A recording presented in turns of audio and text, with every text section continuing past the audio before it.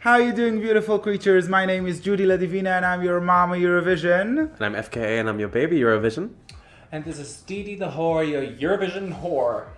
We are gathered here tonight to give you our winner alert, meaning from all competing 39 countries in the Eurovision Song Contest 2021, we want to give you our spotlights on the countries we believe have the opportunity to snatch the crown and become Eurovision winner.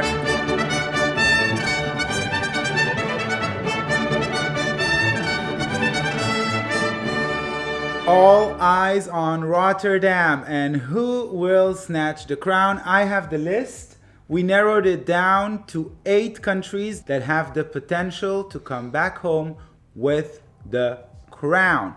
I have to say some of our choices are a bit controversial, but that's why we are here to let you know what you don't know. That's how it works.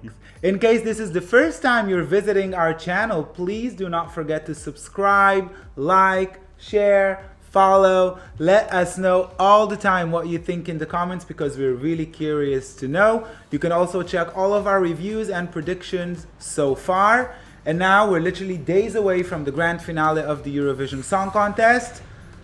Who will be the winner? So I'm going to start and let you guys know that you should put a spotlight as a potential winner on Lithuania. We all think there is a big chance that Lithuania, that opens the Eurovision season, being the first one performing in the first semi-final, would be the last one performing as a victory performance at the end of the grand finale. It's a fair chance. The song is great. The visual, I always try to remember what was my response the first time I seen it. I was with that bitch. I lost my shits. I didn't know where to put myself. So if that would be the effect on the rest of Europe, we are looking at a potential winner. Baby Eurovision, what do you think about Lithuania? I think everything about Lithuania. It was, oh my god, what a goosebump, sensational moment and a way to open the competition. I'm just so excited to see them potentially snatch the crown, and I feel it's very likely. I feel like there's a very, very high chance that, as Mama Eurovision said, they are going to be opening the season and closing the season this year. Who knows? What do you think, DeeDee? I don't want to jinx it because every time that I say a song I love is going to win, and I'm so 100% sure about it, it goes nowhere. I'm a witness to that. Yeah. And also what I'm most excited about is what Lithuania is going to turn out if they actually win Eurovision, because they promised us to give us a full open-air disco in Vilnius. So if Eurovision 2022 is going to happen in Vilnius, we're going to have the whole city center just for the Eurofans and the Eurovision delegations partying to Eurovision. I mean, come on, sign me up for that. That sounds like a combination that I'm here for it. Sign me up as well. Lithuania, you're getting a spotlight as a potential winner. Our second spotlight would be rather the obvious spotlight, but we cannot ignore it because we see that there is something in this song that might bring the first ever victory to Malta. Yeah, Booking favorite, fan favorite. In this panel, we definitely had only good things to say about Malta. I love her. I absolutely love the song. I vibe and dance to it and boogie the house down boots. I mean, it's an amazing song, and Destiny is Gorgeous. gorgeous. And Stunning. as much as I love the song, as much as I love her, the pure reason I don't want it to win is because I feel it's predictable. Because it's predictable that it would win. Exactly. I want to be surprised. I would love, don't get me wrong, I would love if she won, but I really want to be surprised.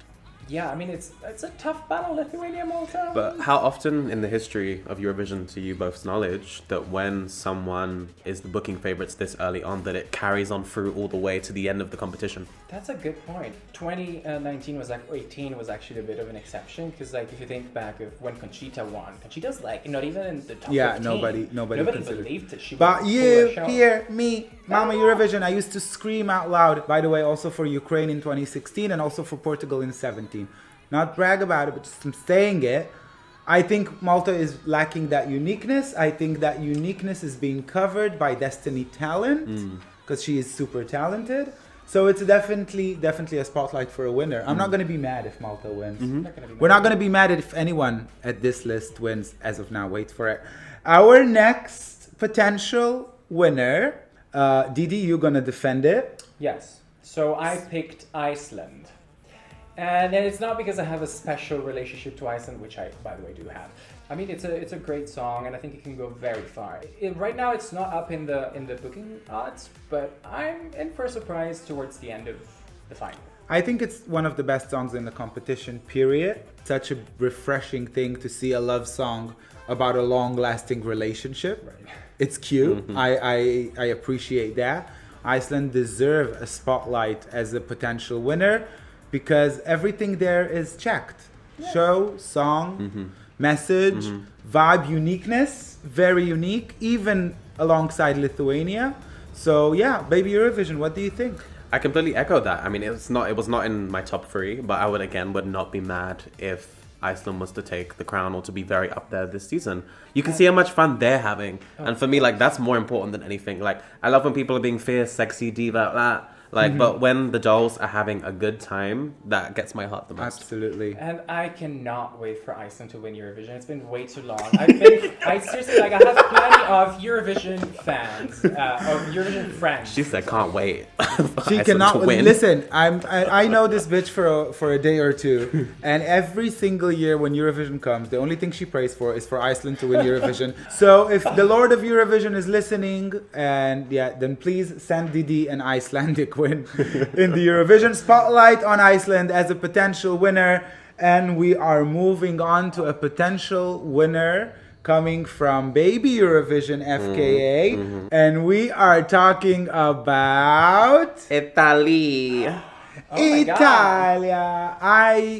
Please protect it first. It's your choice, which I tend to agree, but go for it. I see it. I totally see it. I think they have the chance to be the dark horse of the competition. I love how bold, in your face it is. It's unapologetic. They're not there to fuck around.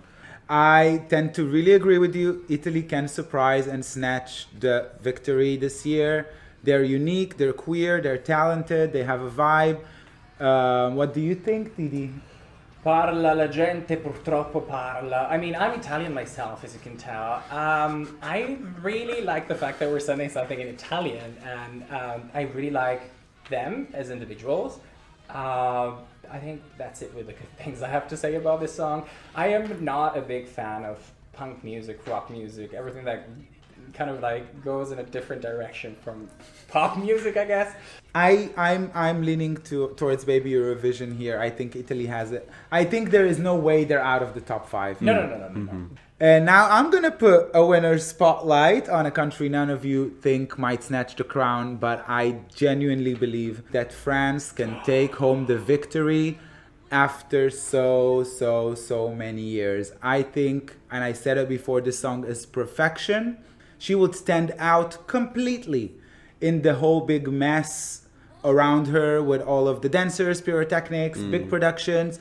She comes plain and simple, and she is representing her country. There is no way you can mistake this song to represent Sweden, Azerbaijan, Slovenia, or whatever. It's a French song. It's a French song that came to take home a French victory.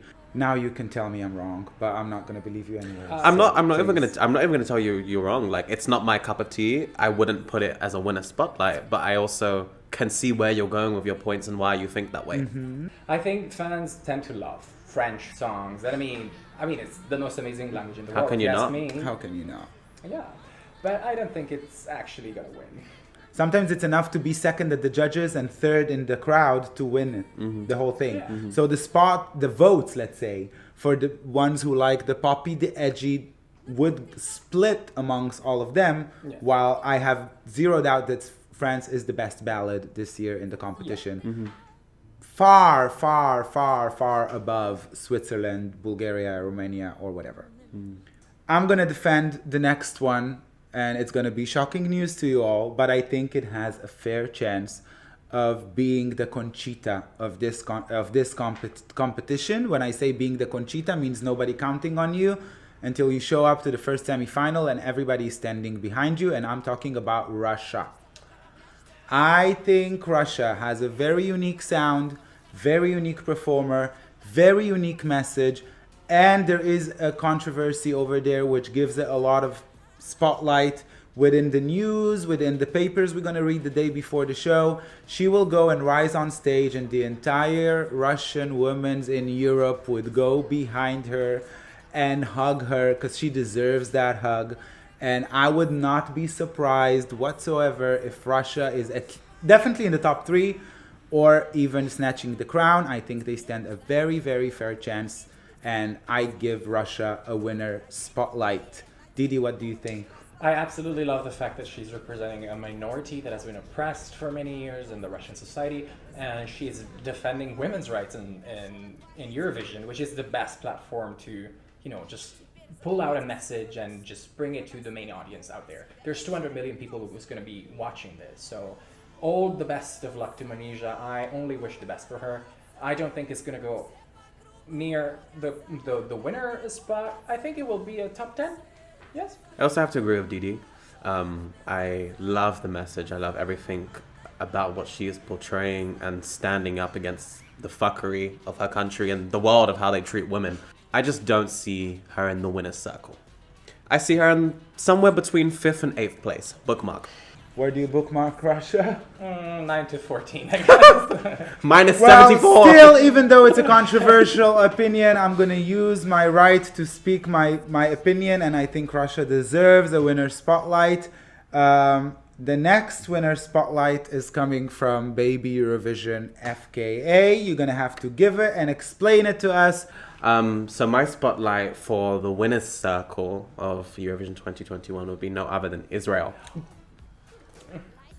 I was pretending now to be shocked because I already know it. Yeah. But I was still shocked reading it and flattered, but first defended and then, yeah. I don't know. I see it. Like, we have so much relatable content in Eurovision, whether it's songs about depression, suicide, trying to stay together, dancing alone at home. But I don't know, it's just something very euphoric, and I feel like very full circle moment of this pandemic so far about Set Me Free. Mm-hmm. Like, I feel like I can already see the confetti dropping as she's hitting that whistle tone in the final performance. I can already see it.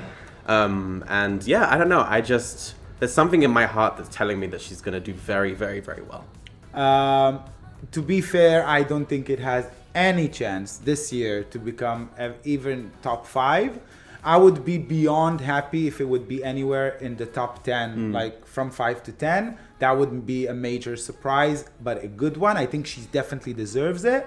It all gonna go down to the live performance, I'll say. But thank you on behalf of Israel. DeeDee, what do you think? She doesn't think. Nah. Sorry, people. I totally live for this fantasy of the confetti and the high notes. I mean, sure. Not a winner.